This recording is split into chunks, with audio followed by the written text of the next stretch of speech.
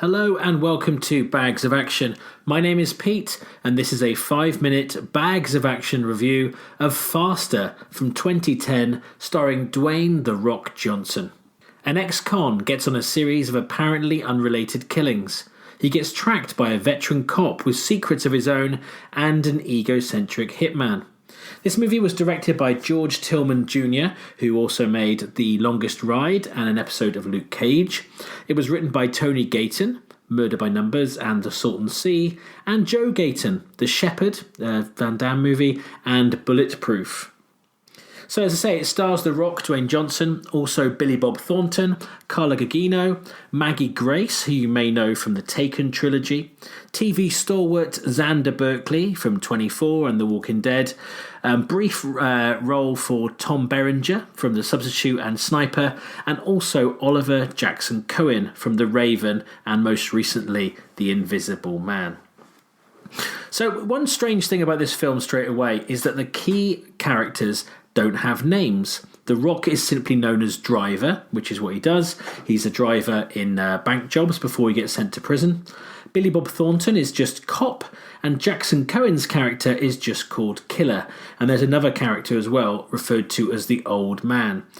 That's quite a strange thing. In fact, overall, this is quite an odd film. There's lots of 90s/early 2000s style over substance elements to it, like some flashy camera work and some ways that text comes up on screen. It does feel almost like they didn't quite have confidence in The Rock back then, so they surrounded him with lots of seasoned actors to do much of the heavy lifting story-wise. In this story, Thornton's character has a son who I assume was his grandson because of the usual Hollywood old man with a young ex-wife casting. And the female characters, I must say, for a film that's this recent, are really badly underused. Now, tonally, it tries to have a bit of a heart to it and be about family, but that's at odds with some of the other elements of the story. And then it tries to weave in some kind of religious elements later too. Why did it need a cop near retirement that's also on drugs, or an eccentric young British hitman who's about to settle down? With too many elements in what could have been a straight-up action movie, it felt really convoluted. The Rock versus the hitman, or cops hunting the Rock, would have worked better. It's one element too far in many ways. It's interesting in a way to look back on this movie and think of The Rock. He's playing the lead, but he's also kind of a villain. It's almost a bit like seeing Arnie in Terminator the first time round. Jackson Cohen's performance is quite odd in the hitman role that's after The Rock's character, and it doesn't quite feel right for this movie. They do try to parallel the cop having 10 days to retirement, the killer needing to retire to settle down with his wife and start a family, and the driver, who's the main character, wanting to kill those people who got his crew killed as some kind of shared timeline. But that feels just a bit too clever for its own good. At times you forget some of the other characters exist because you bounce around between them so often, and it does try to be deep and meaningful and never quite manages it.